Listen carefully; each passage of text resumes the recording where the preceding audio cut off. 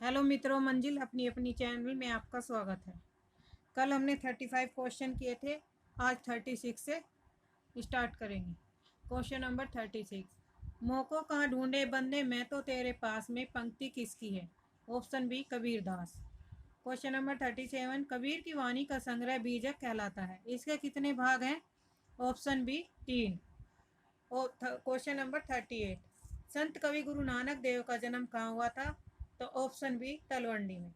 नानक पंथ के प्रवर्तक गुरु नानक देव 1469 से 1538 ईस्वी का जन्म लाहौर के निकट राई भाई की तलवंडी ग्राम में हुआ था। इनके पिता का नाम कालूचंद तथा माता का नाम तृप्ता था। उनका जन्म स्थान अब ननकाना साहब नाम से प्रख्यात है। इनकी पत्नी का नाम सुलक्षणी तथा पुत्रों का नाम श्रीचंद और लक्ष्मीचंद था। श्रीचंद ने उदासी संप्रदाय का प्रवर्तन किया। अन्य महत्वपूर्ण तथ्य, नानक ने अनेक पदों की रचना की जो ग्रंथ साहिब में संकलित है। जपूजी नानक दर्शन का सार तत्व है। आसादीवार, रहीरास तथा सोहिला इनकी प्रसिद्ध रचनाएं हैं। सूफी काव्य, हिंदी का प्रथम सूफी कवि कौन है? Option A Mulla Daud. Question number 2,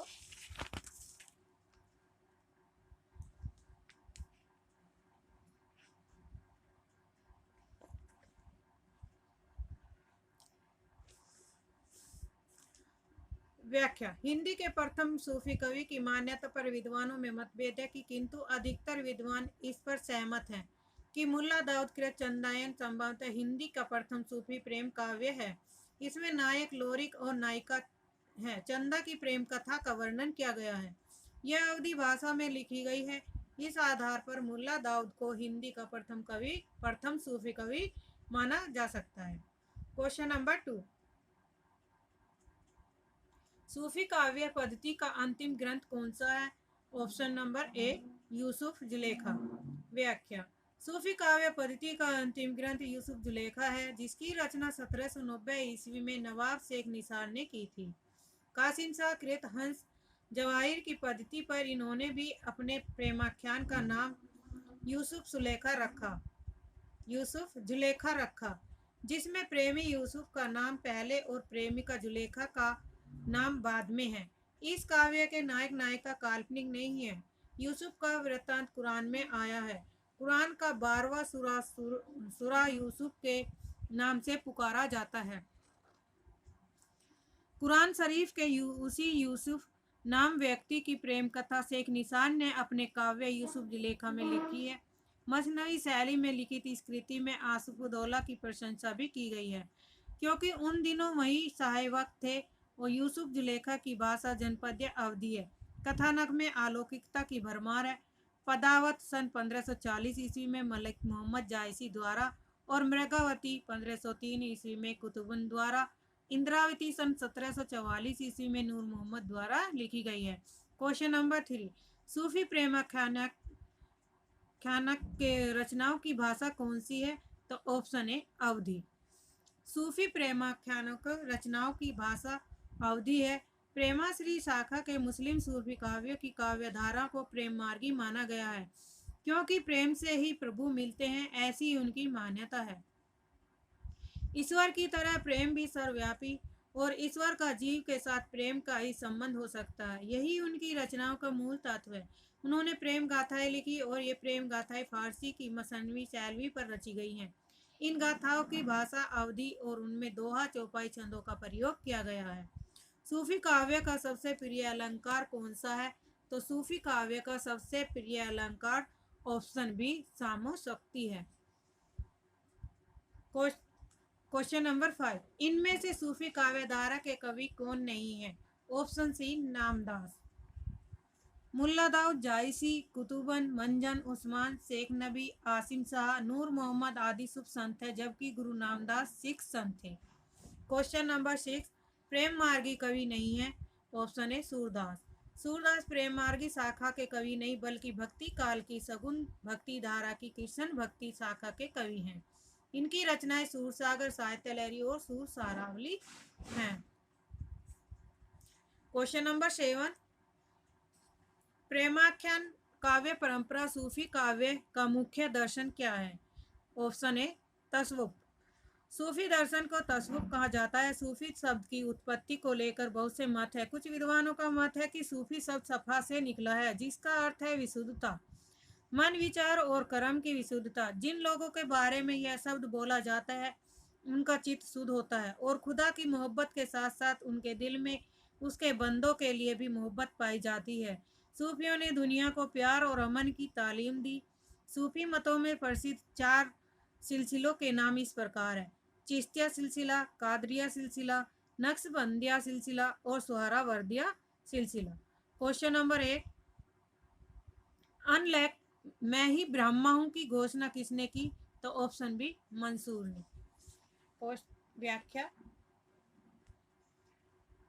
अरब में अल हिलाज मसूर अथवा मंसूर हल्लाज नामक सूफी संत को जब ज्ञान प्राप्त हुआ तो वह अनहलैक अर्थात मैं सत्य हूँ की घोषणा करने लगा।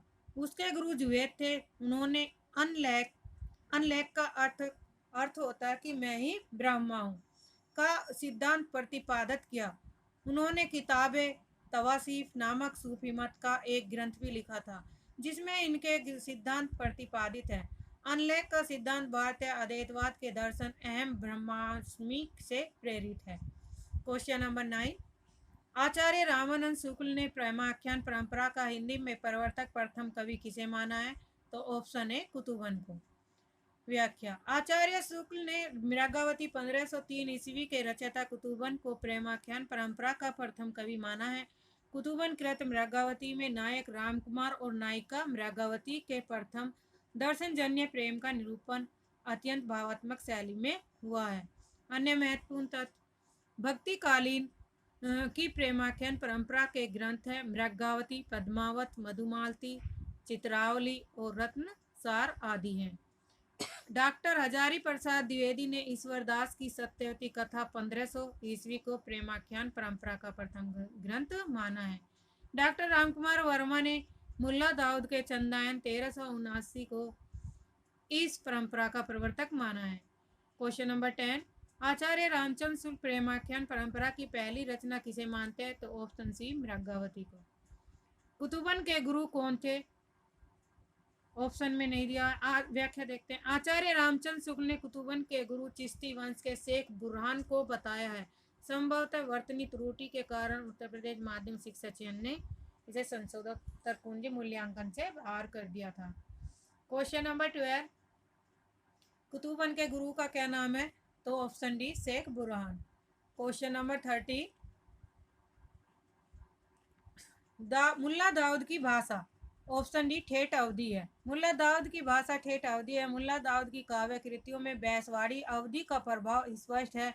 इनकी रचनाओं में ठेठ, पूर्वी अवधि एवं अपभ्रंश का प्रयोग अधिक है। मुल्ला दाऊद अवधि के प्रथम कवि है। मुल्ला दाऊद ने सन 1779 में चंदायन नामक सूफी काव्य की रचना की।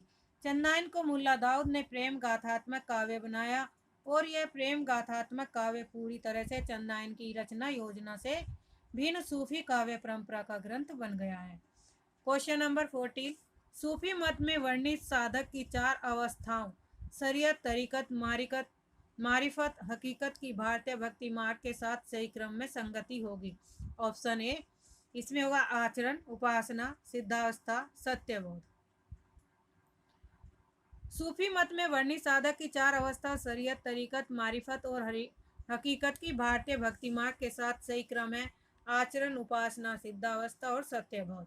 सूफी मत में वर्णित साधक की 4 अवस्थाओं का अर्थ इस प्रकार है। शरीयत में इन्होंने साधक को कर्मकांड का अनुसरण करना होता है।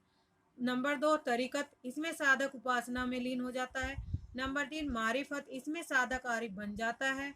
हकीकत में इसमें साधक को परम तत्व की उपलब्धि प्राप्त हो जाती है। क्वेश्चन नंबर 15, सूफी साधना के 4 पड़ाव में इनमें से कौन सा नहीं है? तो ऑप्शन सी, मलकत नहीं है।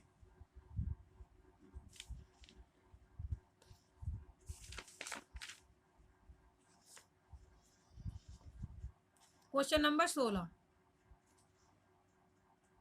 साधना की 4 अवस्था शरीयत, तरीकत, मारिफत और हकीकत का संबंध किससे? तो ऑप्शन बी, सूफी साधना से है।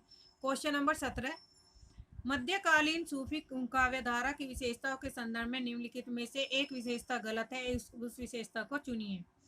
तो ऑप्शन में नहीं दिया गया, व्याख्या देखते हैं। सूफी संतों को इस्लाम का प्रचारक कहा जाता है। उन्हें केवल इस्लाम का प्रचारक कहना ठीक नहीं है, वे लोग अत्यंत उदार और दृष्टिकोण के संत थे। लोग उनसे प्रभावित होकर मुसलमान हो जाते थे। इस काव्यधारा के सभी कवि मुसलमान थे। सूफियों ने जिन प्रेम कहानियों की रचना की वे सब प्रबंध काव्य के अंतर्गत आती हैं।